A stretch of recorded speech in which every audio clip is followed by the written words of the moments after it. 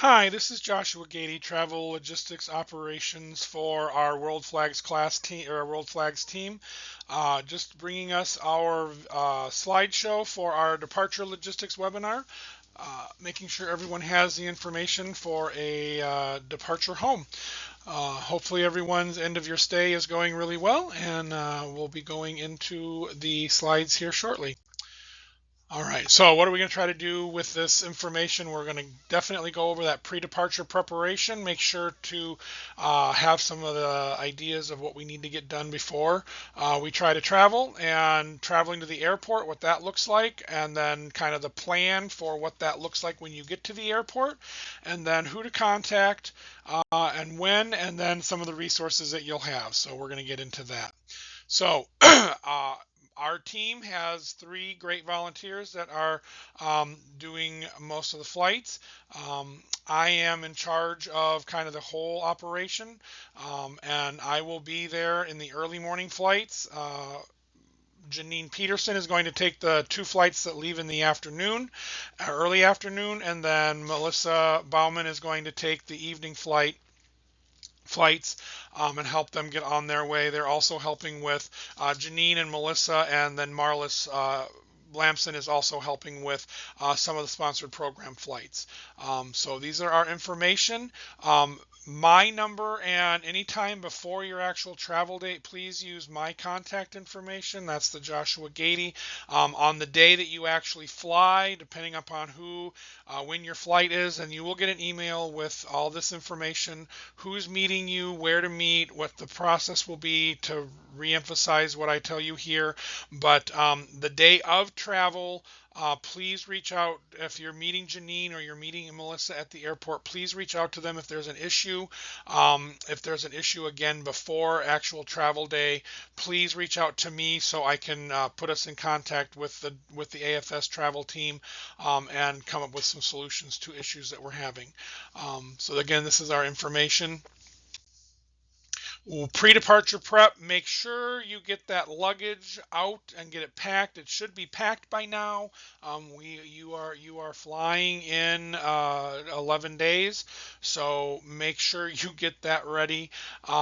Have copies of your photocopies of your passport, vaccinations, your visa, all of those things you should have you should have already had photocopies of. Make sure that you put one in your checked baggage, put one in your carry-on bag. Passport, definitely keep on your person while you're traveling. Every year we have somebody who somewhere in the AFS organization, we have somebody that loses their passport in the transit airport. So make sure you keep your passport on you. It seems silly, but it happens every year. Don't let it be you. Um, Make sure that you have, as far as luggage, make sure that you have traveled to your website, your airline's website, and investigated what you can, what your luggage fees, what your weight limits, what your size limits. As airlines work harder to diversify and try to squeeze every nickel out. There is no real standard baggage policy anymore like there used to be. So every airline has a little bit different on it. So make sure you check out your airline's website.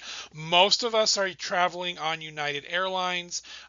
Make sure if you're using United Airlines, you get that app downloaded on whatever phone or device you're going to have that day. Make sure you get United Airlines because you have to pay for things through the United Airlines app. American Airlines, Delta Airlines, their apps are also very friendly. Um, and especially if there's a travel disruption, those apps are usually updated with the computers of the airlines, so you can usually get the most current information on them as well. You will be getting this document in this email that comes with the video, so watch the video. I guess if you're watching the video, you're watching the video. But anyways, this document has some good information. Make sure you have credit card, debit card, or cash. All airlines are cashless, so you can't buy anything on the planes with cash. You can't buy luggage with cash anymore. Airport meals you can probably get with cash. But again, you're flying to a foreign country, so you may not want a ton of American cash on you.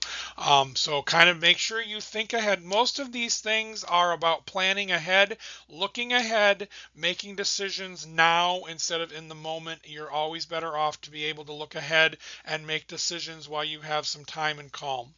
All right, so as we look at the actual day of departure, you are all coming to, with the exception of one, I shouldn't say that, there is one going to Milwaukee. Um, you're mostly all coming to Madison, which is called the Dane County Regional Airport. It's the code is MSN. If you're Google Maps using Google Maps or Apple Maps, if you type in MSN, it will get you to the door of the airport. This link is also in the email, which is a map of the airport building itself, so you'll be able to know what that looks like. Every airport that I know of has some sort, and some of them are really cool. Like if you're flying through Dallas, that's a wicked cool app. But anyways, all of those airports have really nice online presences. So go to their websites, find that out. Like I said, Dallas has an app all its own. Many of the airports have nice online features to show you their layout. Look at your itinerary. Know what airports you're going to fly through. This is really important here. Know what airports you're flying through domestically and internationally. In the U.S., when you check in for a domestic flight, you're automatically on the international flight as well. You need to be prepared to present that passport at the security.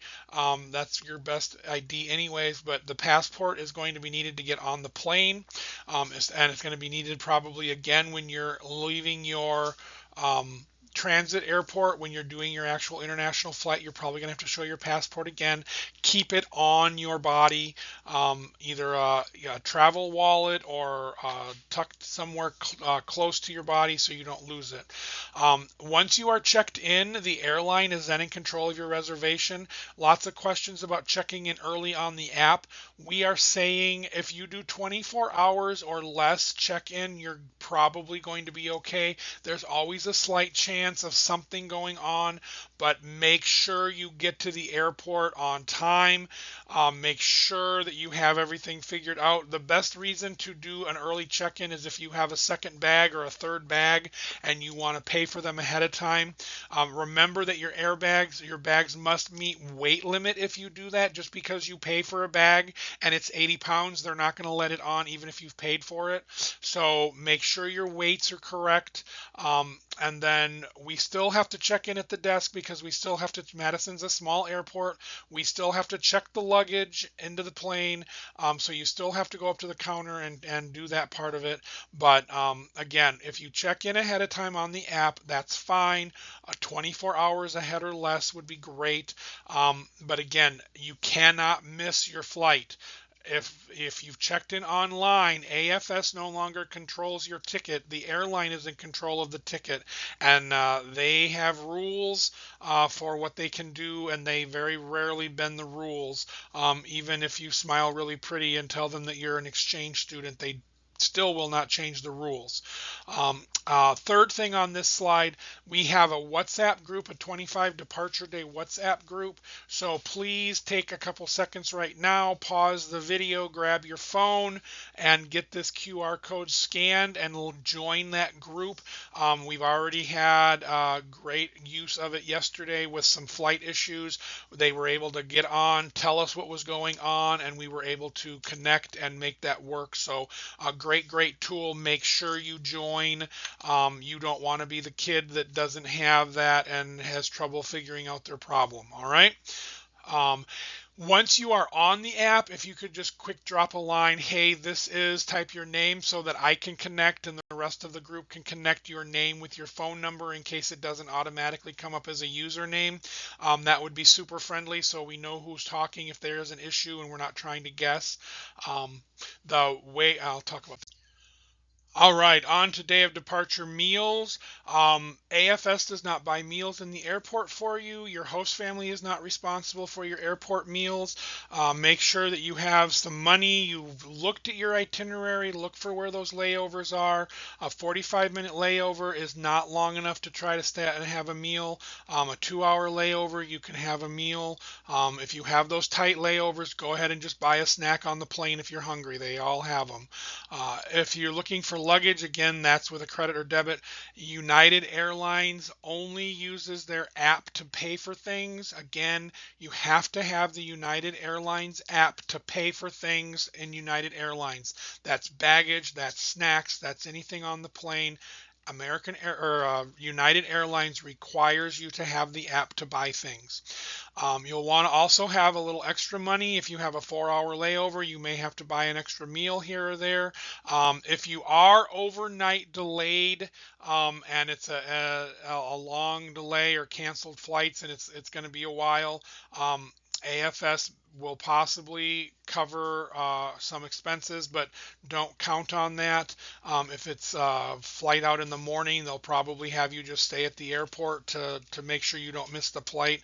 And so you'll have to have some extra money for all that, the extra food and things like that. And so make sure you have just a little extra money probably. The WhatsApp group again from the previous slide, make sure you have that.